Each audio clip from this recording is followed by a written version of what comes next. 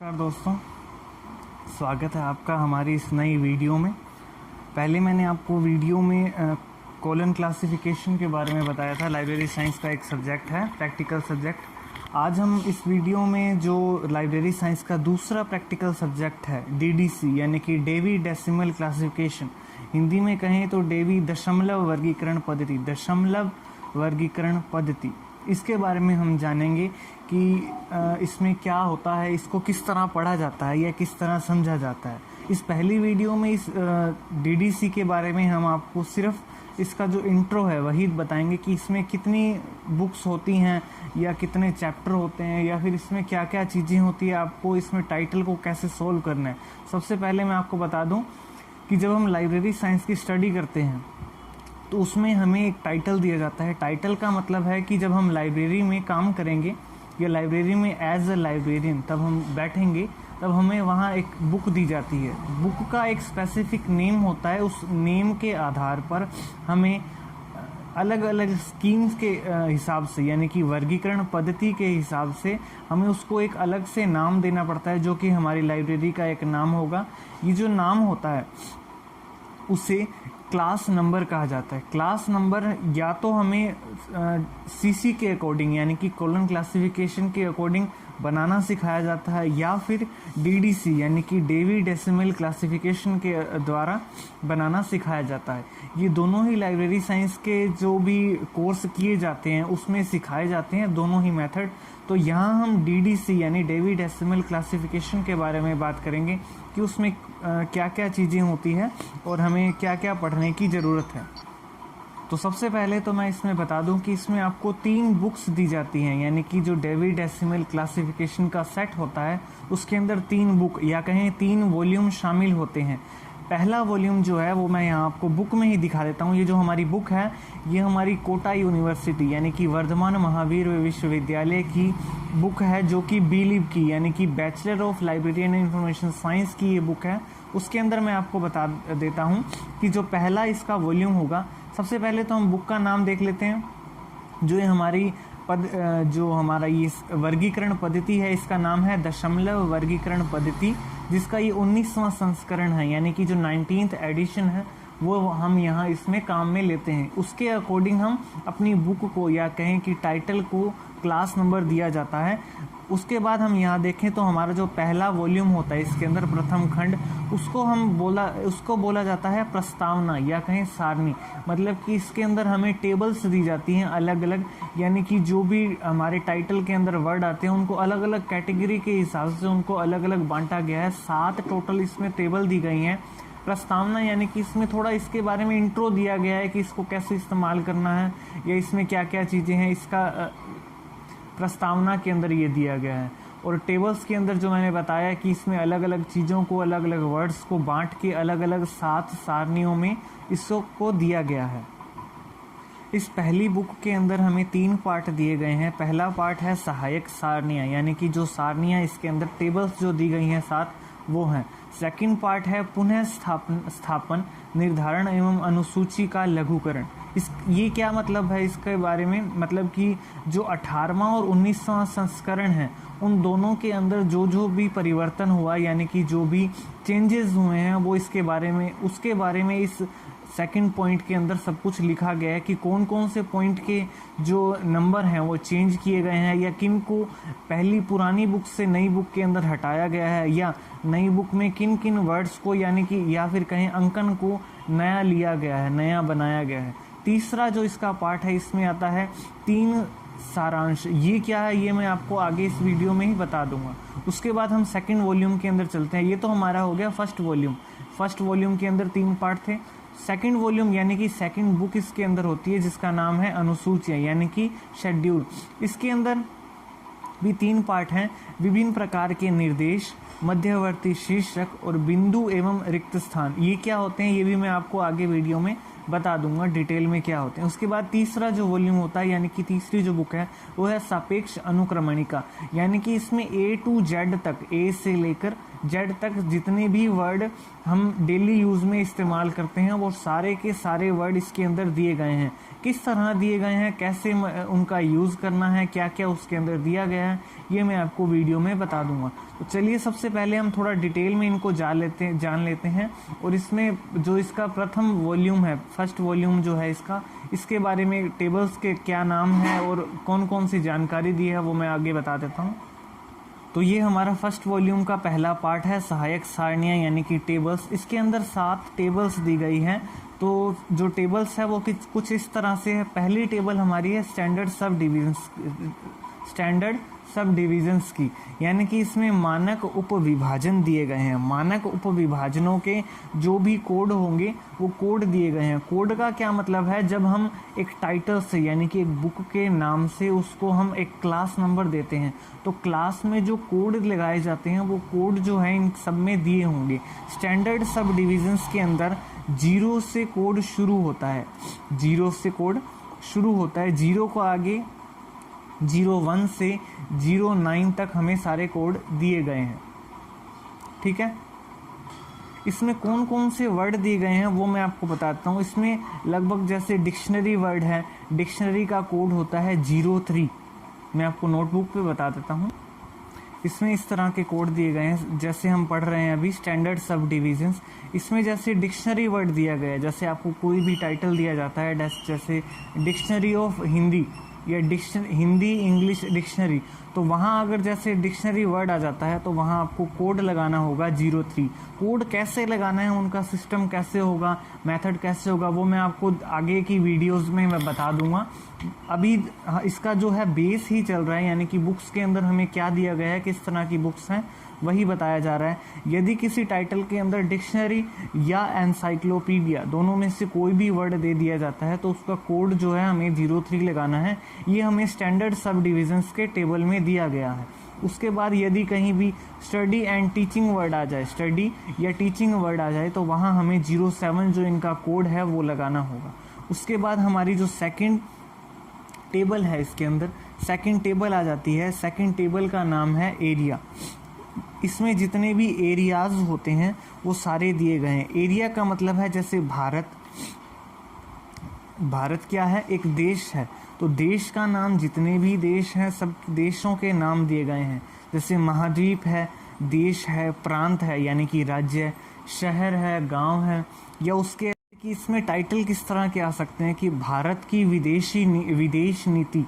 तो इस भारत की विदेश नीति यानी कि एक बुक का नाम आ गया भारत की विदेश नीति, तो इसके अंदर भारत वर्ड आ जाता है। क्या आ जाता है, भारत वर्ड आ जाता है। तो ये जो है ये एक जगह का नाम है, एक एरिया है, तो इसका जो होगा इसके अंदर कोड दिया होगा। एरिया की जो टेबल होगी भारत का, उसमें कोड दिया होगा। उसके अलावा यहाँ कोई भी मान लीजिए और कोई टाइटल आ सकता है, जैसे कि जापान का विदेशी व्यापार, तो इसमें जो जापान होगा, जापान वर्ड आ जाता है। तो ये जापान एक जगह का नाम हो गया, एक देश का नाम है, तो इसका कोड भी इसके अंदर दिया गया है। इसी तरह किसी भी राज्य का, महाद्वीप का, या समुद्री सीमाओं का, या शहर का, गांव का कोई भी नाम आ जाता है तो वो जो है एरिया के अंदर आता है। एरिया नाम की जो टेबल है, सेकंड टेबल हमारी है, तो एरिया टेबल के अंदर इसका कोड दिया होगा। जो एरिया की टेबल है वो 7 टेबल में सबसे बड़ी टेबल है। क्या है, सबसे बड़ी टेबल जो है वो एरिया की है, यानी कि जगहों के नाम बाकी के नामों से काफ़ी ज़्यादा है। तो उसके बाद हम हमारी जो थर्ड टेबल है हम उस पे आते हैं। जो थर्ड टेबल है उसका नाम है सब डिविजन्स ऑफ इंडिविजुअल लिटरेचर। मैं आपको नाम दिखा देता हूँ उसका। जो थर्ड टेबल है हमारी वो है सब डिविजन्स ऑफ इंडिविजुअल लिटरेचर, यानी कि साहित्य विशेष के उपविभाजन। यानी कि इसमें क्या क्या दिया हुआ, इसमें भाषा से रिलेटेड, यानी कि जो लिटरेचर है, लिटरेचर से रिलेटेड क्या चीज़ें होती है, जैसे काव्य है, किसी भी तरह का नाटक है, या कथा है, कथा साहित्य है, या निबंध है, जो भी होता है ये हमारा लिटरेचर के अंदर आता है। जैसे इंग्लिश की कोई भी पोइट्री है, या मान लीजिए कोई भी लेसन है, या हिंदी में कोई काव्य ग्रंथ है, या मान लीजिए गद्य भाग है किसी का, कोई पद्य भाग है, या कोई किसी तरह का नाटक है, या कथा है, या फिर इसके अलावा किसी भी तरह का निबंध है, तो वो स्टैंडर्ड सब डिविजन्स ऑफ सब डिविजन्स ऑफ इंडिविजुअल लिटरेचर के अंदर आता है। उसके बाद हमारी फोर्थ जो टेबल है उसका नाम है सब डिविजन्स ऑफ इंडिविजुअल लैंग्वेज, यानी कि ये भी अब देखिए इसी से रिलेटेड है, ये लिटरेचर की है और ये लैंग्वेज की है।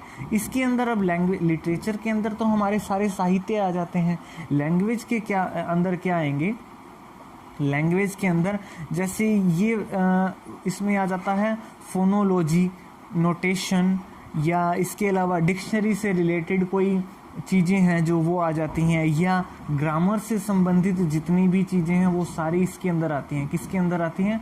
सब डिविजन्स ऑफ इंडिविजुअल लैंग्वेज के अंदर क्या आती हैं? ग्रामर से रिलेटेड या फोनोलॉजी, नोटेशन या फिर डिक्शनरी से रिलेटेड कोई भी चीज़ें हैं। उसके बाद हम 5वीं टेबल पर आते हैं। 5वीं टेबल के अंदर हमें दिया गया है, इसमें सबसे पहले इसका नाम है रशियल एथनिक नेशनल ग्रुप्स, यानी कि जातीय वंशानुगत राष्ट्र जन समूह, यानी कि इसमें जातीय वंशानुगत राष्ट्र जन समूह की सूचियों में जितने भी नाम आते हैं, यानी कि जितने भी कोड आते हैं, अंकन लगाए जाते हैं, वो सारे इसके अंदर आते हैं। इसमें टाइटल किस तरह से आ सकता है, जैसे कि उत्तरी अमेरिका के व्यक्ति, यानी कि ये विदेशी व्यक्ति हो गए एक तरह से, तो वो उत्तरी अमेरिका के व्यक्ति आ गए, यानी कि अमेरिकन जो पर्सन होते हैं, अमेरिकन पीपल्स जो होते हैं वो हो गए, या डेनमार्क का व्यक्ति, या इटली, रोमानिया या इससे संबंधित व्यक्ति का समूह, स्पेन एवं पुर्तगाल के व्यक्ति, या इसके अलावा कोई अन्य इटालियन व्यक्ति, इटैलिक व्यक्ति हो गया, या उसके अलावा यूनानी व्यक्ति हो गया। तो ये क्या हो गए? ये हमारे जो है देश से बाहर, यानी कि राष्ट्र जन के समूह हो गए हैं। तो इसमें यही चीज़ें आएंगी, जातीय वंशानुगत राष्ट्र जन समूह। उसके बाद हम 6ठी टेबल पे हमारे चलते हैं जो है लैंग्वेज की। अब देखिए यहाँ भी लैंग्वेज आ गया, यहाँ भी लैंग्वेज आ गया, लेकिन यहाँ क्या है? ये है सब डिविजन्स ऑफ इंडिविजुअल लैंग्वेज, यानी कि इसके अंदर जो भाषा के विशेष उपविभाजन है, उपविभाजन जो हैं वो आएंगे। यानी कि जैसे मैंने आपको बता दिया कि इसमें फोनोलॉजी आएगा, नोटेशन आएगा, ग्रामर आएगी, लेकिन लैंग्वेज के अंदर क्या आएगा? जो विश्व के अंदर जितनी भी लैंग्वेज हैं, जितनी भी भाषाएं हैं, हिंदी, इंग्लिश, उर्दू या किसी भी तरह की बाहर हमारे देश से बाहर की जो भी लैंग्वेज है, वो सारी की सारी जो भी भाषाएं होगी वो इसमें आएंगी। साथ में इसमें क्या होता है, जैसे ये आपने 5 टेबल पहले पढ़ी है, इनका जो कोड होगा, जो भी कोड दिया होगा, जैसे मैंने बताया कि डिक्शनरी का कोड जो होगा वो 003 है, तो हम इसे 03 अकेला नहीं लगा सकते, हम इससे पहले कोई और कोड लगाना होगा, किसी सब्जेक्ट का कोड, उसके बाद ही हम इसका इस्तेमाल कर सकते हैं। लेकिन यहाँ हम लैंग्वेज के अंदर जाते हैं, तो लैंग्वेज में हम अगर हमें कोई भी निर्देश दिया गया है कि इसके अंकन का उपयोग हमें इस तरह से करना है, तो हम उसका उपयोग किसी भी तरह से कर सकते हैं। दूसरी बात ये है कि जो ये 5 टेबल्स के अंकन हैं, उनका किसी दूसरे टेबल के अंकन के साथ इस्तेमाल नहीं कर सकते। लेकिन अगर लैंग्वेज की टेबल में हमें कोई निर्देश दिया है कि हम इसमें जो स्टैंडर्ड सब डिविजन्स की टेबल है उसके साथ इसका इस्तेमाल कर सकते हैं, तो हम कर लेंगे। यानी कि इसका कोड, डिक्शनरी का कोड जैसे हो गया 03, अब हमें दे दिया गया है हिंदी इंग्लिश डिक्शनरी, या मान लीजिए सिंपल सा वर्ड दे दिया गया है हिंदी डिक्शनरी, तो वहाँ एक लैंग्वेज भी आ गई है हिंदी, तो हम लैंग्वेज का कोड जो है हमारे लैंग्वेज के टेबल से लेंगे। उसके बाद यहाँ डिक्शनरी वर्ड आ गया, तो वो डिक्शनरी का कोड हम फर्स्ट टेबल की स्टैंडर्ड सब डिविजन्स में से 03 ले लेंगे। अब यहाँ टाइटल क्या आएगा? टाइटल जैसे मैंने आपको बता दिया कि हिंदी इंग्लिश डिक्शनरी आ सकता है, या इंग्लिश डिक्शनरी आ सकता है, हिंदी डिक्शनरी आ सकता है। उसके अलावा कई टाइटल इस तरह से आ सकते हैं, जैसे ट्रांसलेशन ऑफ बाइबल इन उर्दू, यानी कि बाइबल जो है उसको उर्दू के अंदर ट्रांसलेट किया जा रहा है। ये एक किताब है, किताब का नाम है ट्रांसलेशन ऑफ बाइबल इन उर्दू। तो यहाँ एक जो है उर्दू वर्ड आ गया, तो ये हमारी लैंग्वेज हो गई एक उर्दू। तो उर्दू लैंग्वेज का जो कोड है वो हम लैंग्वेज की टेबल में से लेंगे, तो यहाँ से जो भी उर्दू का कोड होगा वो हम ले लेंगे। इनकी जो बुक के अंदर किस तरह दिखती हैं ये मैं आपको बुक्स के अंदर भी दिखा दूंगा। यहाँ हम चलते हैं अपनी 7वीं यानी कि लास्ट टेबल के अंदर। लास्ट टेबल जो है वो है व्यक्ति की, यानी कि इसमें व्यक्तियों को दो भागों में बांटकर यहाँ उनके जो कोड हैं वो दिए गए हैं। पहले भाग में व्यक्तियों को आयु, लिंग, सामाजिक आर्थिक स्तर और व्यक्तियों की विशेषताओं के आधार पर उन्हें लिखा गया, उनके कोड बनाए गए हैं। दूसरे भाग में इसके व्यक्तियों को उनके व्यवसाय के अनुसार, यानी कि जैसे इसमें एक टाइटल आ सकता है कि लॉ एज प्रोफेशन, यानी कि लॉ का मतलब हो गया कानून, प्रोफेशन का मतलब हो गया कि पेशा या काम जो है लॉ के अंदर, या लॉ में काम मतलब कि कानून के में काम कौन करता है। तो ये हो गया एक लॉयर, यानी कि वकील जो है उसको हम कह सकते हैं कि लॉ एज प्रोफेशन के अंदर कौन आता है, वकील आता है। तो वकील जो है किससे रिलेटेड होता है, या कहें कि लॉ एज प्रोफेशन जो टाइटल है, जो बुक का नाम है, वो किससे रिलेटेड होगा, लॉयर से, लॉ एज प्रोफेशन। तो उस तरह के जैसे मान लीजिए डॉक्टर है, एक वो डॉक्टरी से रिलेटेड जो है किसी भी मरीज का इलाज अगर करना है तो उससे रिलेटेड क्या होगा, डॉक्टर होगा। या उसके अलावा किसी भी तरह के व्यवसाय के अकॉर्डिंग व्यक्तियों को विभाजित करना, इसके अंदर उनके सबके कोड दिए गए हैं। डॉक्टर हो गया, वकील हो गया, या उसके अलावा जो भी लोग होंगे। यहाँ पे हमारी 7 टेबल कंप्लीट हो जाती है। उसके बाद इसका सेकंड पार्ट आ जाता है, जिससे मैंने आपको बता दिया था कि 18वें और 19वें संस्करण के बीच में जो भी बदलाव हुए हैं, कुछ कोड जो हैं नए आए हैं, या किसी का कोड चेंज कर दिया गया है, या कुछ हटा दिए गए हैं, तो उनके बारे में सारे इस भाग के अंदर दिया गया है। तीसरे भाग में आते हैं। ये जो तीसरा भाग है ये बुक के बिल्कुल एंड में दिया गया है। जो फर्स्ट बुक है, वॉल्यूम फर्स्ट है, उसके बिल्कुल एंड में दिया गया है, पेज नंबर 471 से 482 तक। ये मैं आपको बुक खोल के बुक के अंदर भी बता दूंगा। इसमें ये तीसरा भाग दिया गया है जिसका नाम है 3 सारांश, 3 समरीज। इसके अंदर क्या दिया गया है, जो भी हमारे सब्जेक्ट होते हैं, यानी कि जो हम पढ़ते हैं लाइब्रेरी साइंस के अंदर जैसे बुक्स आती हैं, तो किसी भी सब्जेक्ट की बुक आ सकती है, तो उन सब्जेक्ट्स को अलग अलग कोड के अंदर अलग अलग डिवाइड किया गया है। जो कोड है वो हमारा 000 से शुरू होता है। 000 के बाद 100 आता है। अब देखिए यहाँ लिखा है 100, इसको हम 100 नहीं बोलेंगे, या यहाँ जो नीचे लिखा है इसको हम 200 नहीं बोलेंगे, बल्कि इसको बोलेंगे हम 200। यानी कि मान लीजिए आप कहीं भी लिखा आ जाता है 212, तो हम उसको 212 ही बोलेंगे। इसके अंदर 212 नहीं बोलेंगे, या इसको हम 555 नहीं बोलेंगे, इसको हम 555 या 555 ही बोलेंगे। ये कोड का एक रूल है। तो यहाँ हम देखेंगे कि 000 से जो है कोड शुरू होता है। 000 पर जर्नलिटीज़ दिया गया है, उसके बाद 100 पर फिलोसफी दिया गया है, 200 पर रिलीजन्स दिए गए हैं, यानी कि जितने भी धर्म होते हैं उन सभी धर्म्स के बारे में दिया गया है। इनको आगे डिटेल में भी बताया गया, वो मैं आपको बता देता हूँ। अब 300 के अंदर सोशल साइंस दिया गया है, 400 के अंदर लैंग्वेज दी गई हैं, भाषाएं दी गई हैं, 500 में प्योर साइंस, यानी कि साइंस से रिलेटेड जो भी सब्जेक्ट्स होते हैं, या जो भी पॉइंट होते हैं, जो भी इनमें टाइटल या होते हैं, या मान लीजिए वर्ड होते हैं, वो सारा कुछ इसके अंदर दिया गया है। उसके बाद 600 में टेक्नोलॉजी आती है। आगे हम चलते हैं तो 700 में आर्ट्स आता है, और 800 में लिटरेचर आता है, यानी कि जितने भी साहित्य होते हैं, जितने भी लिटरेचर होते हैं, वो सारे इसके अंदर दिए गए हैं। 900 के अंदर जनरल जियोग्राफी एंड हिस्ट्री आती है, यानी कि जितनी भी जियोग्राफी और हिस्ट्री के अंदर जो कुछ भी आता है, उन सब के कोड, उन सब के नाम इसके अंदर दिए गए हैं।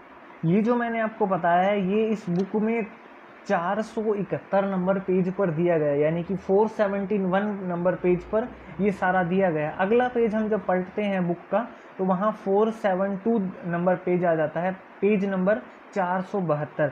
तो यहाँ क्या है, इसमें अगले पृष्ठ पर प्रत्येक मुख्य वर्ग को 10 भागों में विभक्त किया गया है, यानी कि जो मैंने आपको 000 से 900 तक, यानी कि टोटल 10 जो मुख्य वर्ग बताए गए हैं, उनको 10 भागों में विभक्त किया गया है, जिन्हें प्रभाग कहा जाता है। हम आगे देखेंगे इसमें, जैसे कि मान लीजिए 10 जो मुख्य वर्ग हैं उनको 10 विभागों में विभक्त किया गया है, या कहीं प्रभागों में विभक्त किया गया है, तो टोटल 100 प्रभाग में विभक्त का पर दर्शाया गया है। ये नीचे हम देखेंगे 472 नंबर पेज पे ये शुरू हो जाता है। जैसे मैंने पहले ये बताया 000 पर जर्नलिटीज़ है, उसके अंदर हम देखेंगे कि 010 यानी कि इसी के अंदर बिब्लियोग्राफी दिया गया है। 020 पर लाइब्रेरी एंड इंफॉर्मेशन साइंस है। 030 पर जनरल एनसाइक्लोपीडिया वर्क्स है। 040 पर ब्लैंक दिया होगा, कुछ नहीं है। 050 पर जनरल सीरियल दिए गए हैं, सीरियल पब्लिकेशंस। उसके बाद 060 पर जनरल ऑर्गेनाइजेशन दिया गया है। 070 पर जर्नलिज्म है। 080 पर जनरल कलेक्शन एंड 090 पर मैन्यूस्क्रिप्ट और बुक दिए गए हैं। इसी तरह हम आगे चलें तो 100 पर आ जाता है फिलोसफी एंड इससे रिलेटेड जो भी डिसिप्लिन्स हैं वो सारे आ जाते हैं। जैसे कि इसमें मेटाफिजिक्स आ जाता है, या इस तरह से जो भी इससे रिलेटेड जो भी सब्जेक्ट होते हैं इसके अंदर जो आते हैं, यानी कि 100 के अंदर जैसे 101 आ गया, 110 आ गया, 120 130 आ गया, वो सारा कुछ दिया गया है। इसके बाद हम रिलीजन धर्म के अंदर चलें तो जो 200 है धर्म का कोड है, यानी कि कहीं भी टाइटल में अगर हमें रिलीजन वर्ड दिख जाता है या लिखा हो, यानी कि धर्म वर्ड लिखा हो, तो उसका जो कोड होगा वो होगा 200। क्लास नंबर जब हम उसका बनाएंगे टाइटल से तो वहाँ 200 हमें लिखना होगा। लेकिन अगर धर्म से रिलेटेड यानी धर्म के अंदर का कुछ वर्ड दिया जाए, जैसे नेचुरल रिलीजन दिया जाए, तो उसका कोड होगा 210 या 220 होगा अगर हमें बाइबल दे दी जाती है। 230 होगा अगर हमें क्रिश्चियन थियोलॉजी दी जाती है। उसके बाद क्रिश्चियन मोरल आ जाते हैं। उसके बाद लोकल चर्च आ जाते हैं। इसी तरह रिलीजन से अलग अलग, मतलब धर्म के से रिलेटेड अलग अलग इसमें वर्ड दिए गए हैं। उसके बाद हम यहाँ आते हैं 300 पर। 300 पर सोशल साइंस है। सोशल साइंस मैंने आपको बताया कि साइंस से रिलेटेड जो भी चीज़ें होंगी वो इसमें आएगा, जैसे स्टैटिक्स हो गया या पॉलिटिकल साइंस हो गया, इकोनॉमिक्स हो गया। इकोनॉमिक्स अगर हमें कोई वर्ड दे दिया जाता है टाइटल, यानी मान लीजिए एक बुक है जिसका नाम है इकोनॉमिक्स, तो हम उसका कोड जो है वो क्लास नंबर जो है हम वो लिखेंगे 330। उसके बाद लो का यहाँ है 340। यहीं अगर हम मान लीजिए कोलन क्लासिफिकेशन पढ़ते हैं, अभी हम पढ़ रहे हैं डेवी डेसिमल क्लासिफिकेशन यानी कि DDC, इसी के बजाय अगर हम CC पढ़ते हैं यानी कि कोलन क्लासिफिकेशन पढ़ते हैं, तो वहाँ लो का जो मेन क्लास होगी, जो कोड होगा वो Z होता है, बड़ा Z, जो कैपिटल Z होता है वो होती है लो की मेन क्लास, कानून की। उसके अलावा यहाँ पब्लिक एडमिनिस्ट्रेशन है, वो है इसका कोड है 350। उसके आगे ये सारे जो है साइंस से रिलेटेड वर्ड आ गए, उससे सब्जेक्ट आ गए। उसके आगे फिर हम आगे चलते हैं तो लैंग्वेज आ गया 400 पर।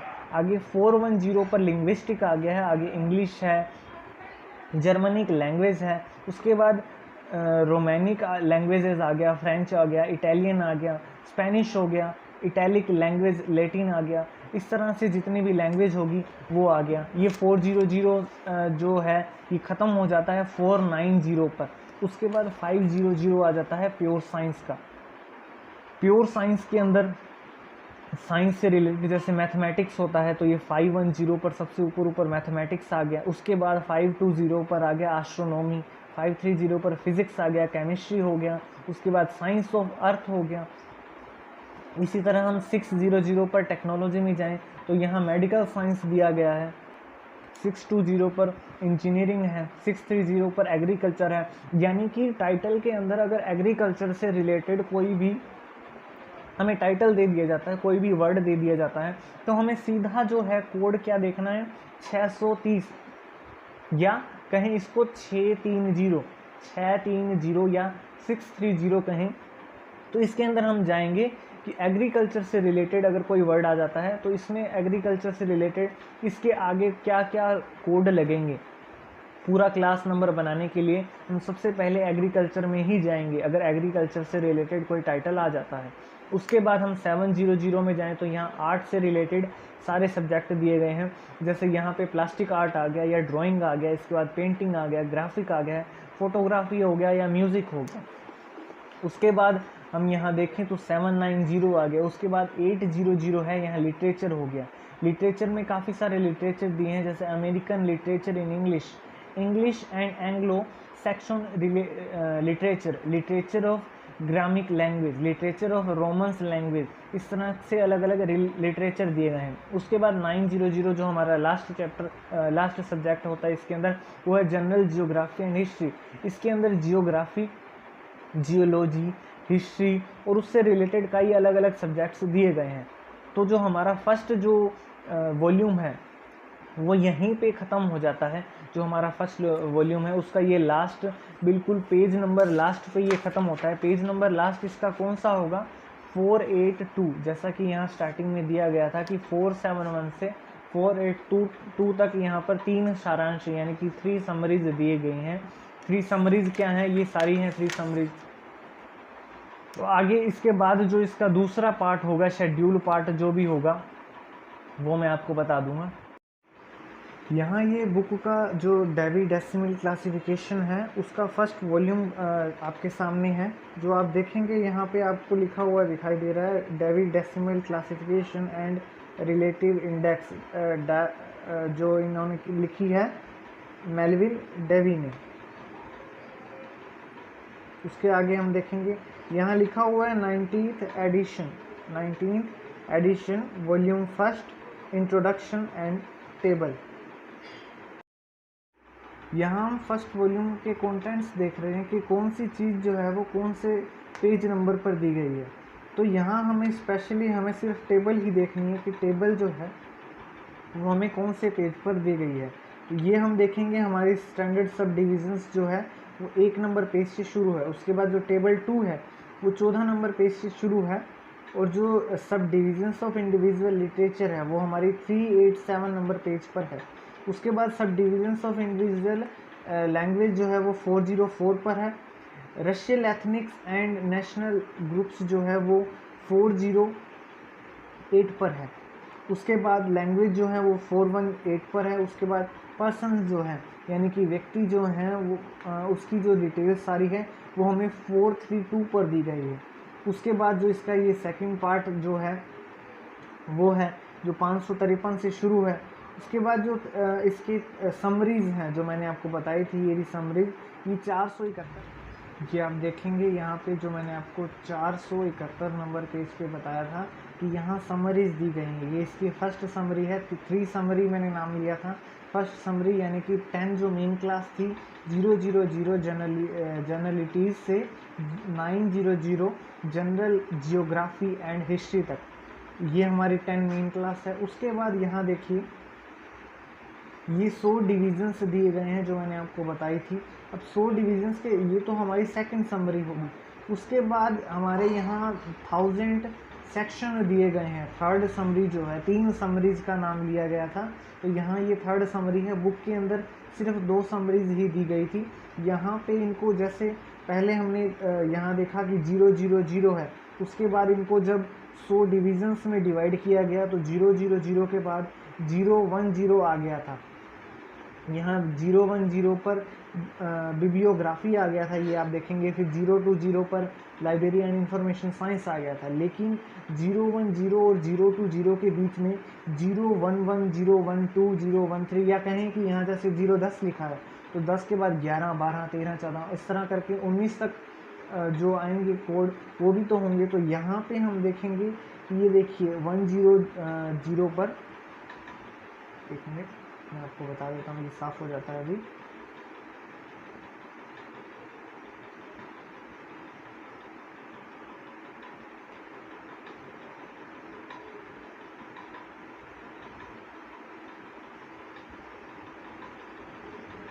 ये 010 पर बिब्लियोग्राफी है। उसके बाद 011 पर ये आ गया। उसके बाद 012 आ गया। इस तरह आगे देखेंगे तो 020 लाइब्रेरी इंफॉर्मेशन साइंस, उसके बाद 021 आ गया, 022 आ गया, 023 आ गया। इसी तरह इनको 1000 सेक्शन के अंदर डिवाइड किया गया है। ये इसकी थर्ड समरी है। अब देखेंगे ये काफ़ी लंबी है क्योंकि ये 1000 इसमें वर्ड दिए गए हैं। तो ये लास्ट वीडियो यहीं तक है। तो वीडियो आपको अगर पसंद आया तो इसे लाइक ज़रूर कर दें और हमारे जो चैनल है उसे सब्सक्राइब भी कर दें ताकि आपको नई वीडियो जो है हमारी वो जल्दी से जल्दी मिल जाए, आपके पास मैसेज के थ्रू प्राप्त हो जाए आपको हमारी नई video. So thank you so much.